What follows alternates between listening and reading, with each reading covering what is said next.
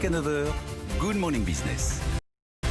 Il est 7h23 et on se projette dans l'avenir avec Innovafeed et son président et cofondateur Clément Ray. Bonjour Clément Ray.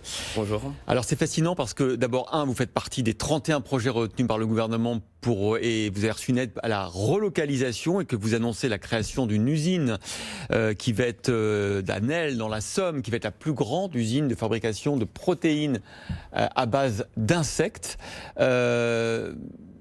Et du coup, on connaît Insect, qui est un de vos concurrents.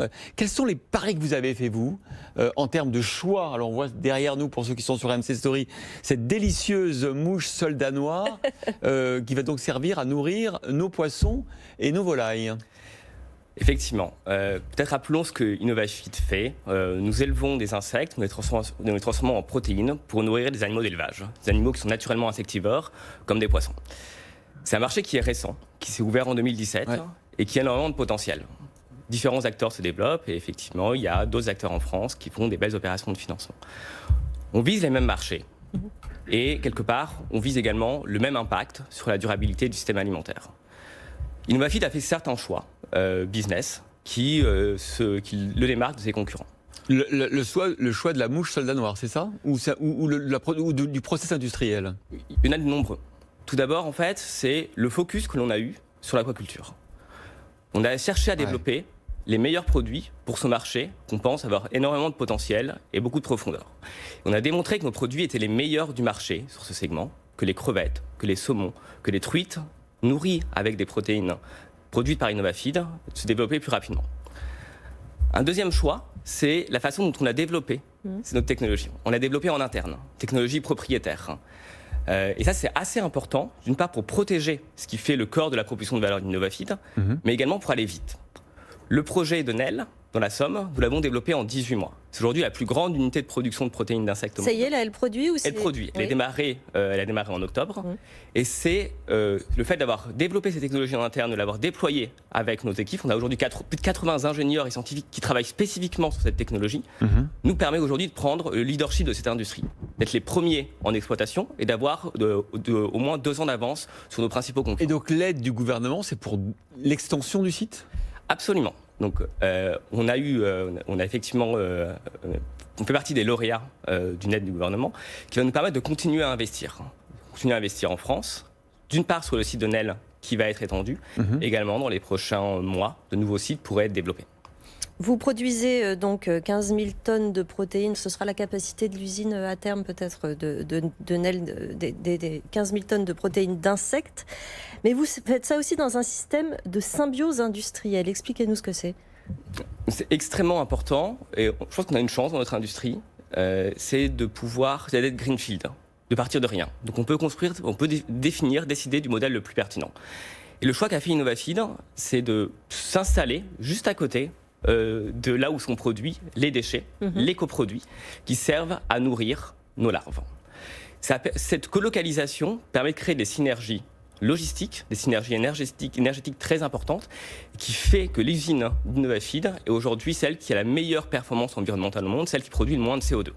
Cette usine, par rapport à si on l'avait construite autre part, non intégrée avec nos partenaires industriels, permet de produire 80% de CO2 en moins, ce qui représente une économie de 57 000 tonnes de CO2. Et cette performance environnementale est aujourd'hui un argument commercial très fort pour la vente de nos produits. Alors vous avez annoncé aussi une levée de fonds supplémentaire de 140 millions d'euros, c'est pas rien, ce qui porte à 200 millions d'euros les financements sécurisés depuis votre création en 2016, et une première implantation aux États-Unis avec la signature d'un partenariat avec ADM.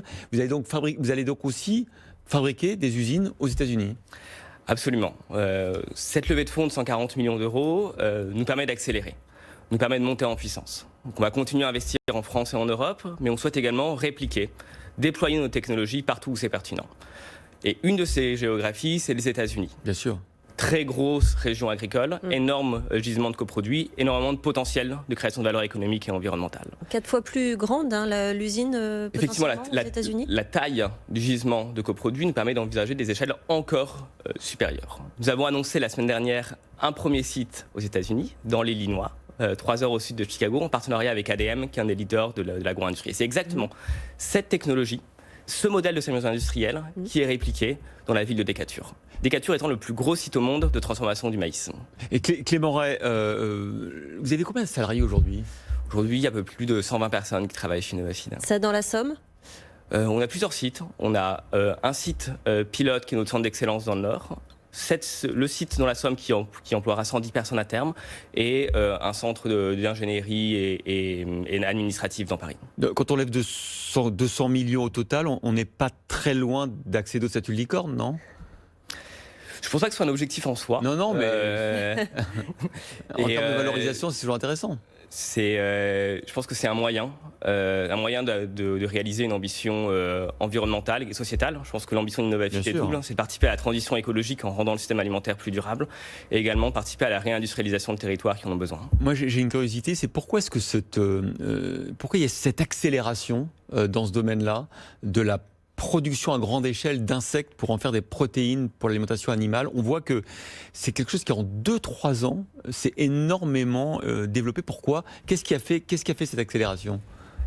Alors, il y avait des tendances de fond qui étaient la croissance de l'aquaculture. On consomme de plus en plus de poissons, on n'empêche pas plus, et besoin en fait de répondre à cette demande. Un des problèmes qui était posé et qui limite cette croissance, c'est la disponibilité de protéines et d'aliments pour nourrir ces poissons d'élevage.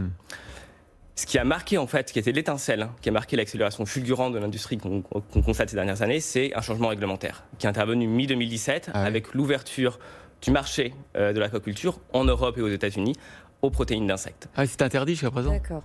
C'était non autorisé. Dans l'agro-industrie, tout ce qui n'est pas positivement autorisé est interdit. Donc c'était interdit.